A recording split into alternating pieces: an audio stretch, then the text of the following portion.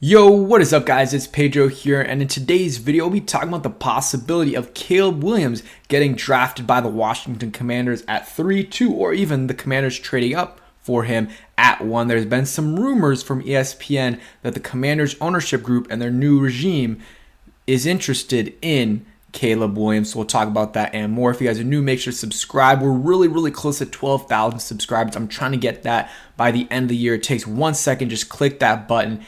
It's free and it helps out a ton. Also, that like button and that notification bell as well. Alrighty, so let's talk about these rumors and if I would take Caleb Williams, whether it's at 1, 2, or 3, if I prefer him or Drake May. We'll talk about a bunch of different scenarios. So there's been a couple different rumors recently. This one's a little one. I'll talk about the bigger one after this. Shout out Josh Taylor for kind of retweeting this one. But Caleb Williams, one of his recent Twitter likes, and of course you have to take some of this stuff with a grain of salt, but he liked a tweet saying only one option for the Chicago Bears in the 2024 draft, and it's not Caleb Williams. We want Justin Fields. So the Bears fan basically saying he doesn't want Caleb Williams. He wants to stick with Justin Fields, and he says the answer is Marvin Harrison Jr. Maybe he's just liking that to like it. Maybe he's friends with Marvin Harrison and he wants him to go to the Bears, or he really likes Justin Fields and he wants him to, stick around, or he just doesn't want to go to the Bears. And there's been some rumors about him being a little bit picky in terms of what team he wants to go to, and he might use the NIL money as leverage to maybe go back another year, stay another year in college, make a lot of bread, because he's going to make a lot of money, and he has made a lot of money with NIL deals. So if he stays another year, he's still going to be making a lot of money. It is a little risky, but it's not going to be as much guaranteed money as the NFL is giving you, but it's money for sure. So he could use that as leverage and say, you know what, Bears, if you draft me at 1, I'm not going to you guys. He is a DMV, guy. He went to Gonzaga and grew up in DC, I believe. I'm not exactly sure where, but I know he went to Gonzaga. So he is a Commander / Redskins fan, or at least I've seen him post stuff on social media. So that's something to consider as well. And the Cardinals, who right now are at number 2 and we're at number 3, the Cardinals aren't going to take a quarterback. I don't think they're taking Caleb Williams. They're going to stick with Kyler Murray. So they'll either stay, put at 2 and take Marvin Harrison, I believe, or they'll trade out and let another team take Drake May or Caleb Williams. And that's what I think will happen. Let me pull up. Let's see. In the recent mock draft, this is what it was. Drake May 1, Marvin Harrison Jr. 2, Caleb Williams 3. I don't think Caleb Williams is going to go to 3. I think he's going to be the number 1 pick. But, hey, if he's there at 3, I am 100% taking him. But you also could, if Caleb Williams is available at 2, I feel like a team's going to go ahead and trade with the Cardinals. So if I'm the Commanders, and I like Caleb Williams, whoever the next GM is, I would give up a little bit. You're not going to have to give up a ton. You'll probably have to give up, like this year's, maybe our later second, the Bears second. I think that might be too much. I remember it was the 49ers and the Bears did a trade before. I think it was 2 and 3. They switched, and that was to get Trubisky, who was the first quarterback taken in that draft, and it was a bunch of like 3rd and 4th round picks. So it'd be something like that, I believe, for to make that swap, unless another team's offering more. And I would do it. I would take Caleb Williams at 1, 2, or 3 if we're there. I know a lot of people still like Howell, and here's the thing: I like Sam Howell, and I think he 100%.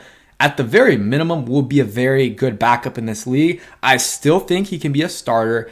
It's only been 1 season, but here's a reality of the situation. There's going to be a new GM, a new head coach. They're going to want their guy. They're not going to want to stick with Sam Howell, who's going to have 2 more years on his rookie contract versus a quarterback they can take here that gives them 5 years on their timeline. Like, if you got to think about it for their perspective too. You draft a quarterback, that gives you 5 years of control for him and also gives you 5 years basically to get him right. And that's kind of how they're going to be thinking. And I also kind of agree with it as well. You have a top 3 pick. You might as well take a quarterback. And here's the thing. We might not be in the top 3, but as long as we lose, I think, the analytics say, the ESPN analytics say we have about a 90% chance of getting a top 3 pick if we lose out. So that's all we got to do. There is some possibility with the Patriots where the strength of schedule gets, easier for them in terms of their total strength schedule, which means they would pass us. But again, low chance of that happening. Also, the Cardinals could win. If the Cardinals win, we go up to number 2 and we're chilling because we'll be able to get either the second best quarterback or the first best quarterback, depending on what the Bears do at 1. Or if we want, we can take Harrison or trade back or take an offensive lineman. Like, we have so many different possibilities, and it just puts you in a really good position if you're in that top 3 pick range. And also, you are a much more attractive destination for your next GM. So let's talk about Caleb Williams a little bit. So there was a rumor, this is actually yesterday, from Dan Graziano, says the Commanders are a team to watch over the coming weeks for a number of reasons. With new ownership in place, changes are expected on the coaching staff and in the front office, and potentially at quarterback if the season ends right now. Washington would have the number 3 pick, and they could go up to number 2 depending on what things, what happens. There's some thought around the league that Washington's very interested in Caleb Williams, a Washington, D.C. native who's a strong favorite to be picked overall. The Commanders, with a break here or there over the next couple weeks, could find themselves in position to either draft Williams or trade up a spot or 2 to get him. Watch what they do with Sam Howell over the final 2 weeks. After he got pulled and replaced by Jacoby Brissett in the past 2 outings, there's a chance Howell sits the rest of the way, and that's basically what is happening. I doubt Sam Howell plays another game unless there's an injury. Hopefully it doesn't happen. Knock on wood. I don't want anyone to get injured, but he's going to be sitting. He'll be our backup next year. I mean, he'll be competing for the starting spot. He's going to be here. There's no reason to not have him here unless you can get something in a trade for him. I still like Sam Howell. Again, I think he can be a good quarterback, but I like Caleb Williams a little bit more. And yeah, he does have his faults. I know some people really don't like him, but I think the pros outweigh the cons by a lot. And real quick, a word from today's sponsor. BetUS, America's favorite sportsbook, where you can bet on everything anytime. Sportsbook, casino, horse racing, live betting, and more. We have the best bonuses in the industry. That's right, get a 125% sign-up bonus. And to celebrate our 30-year anniversary, we are giving up to 30 risk-free bets, a truck, Super Bowl tickets, and more. Don't miss out. Play smart. Join now. BetUS, where the game begins. All right, and make sure you guys check out BetUS. Link in the description to get 125% first-time deposit match. There's an NFL game tonight. You got the Cleveland Browns versus the New York Jets.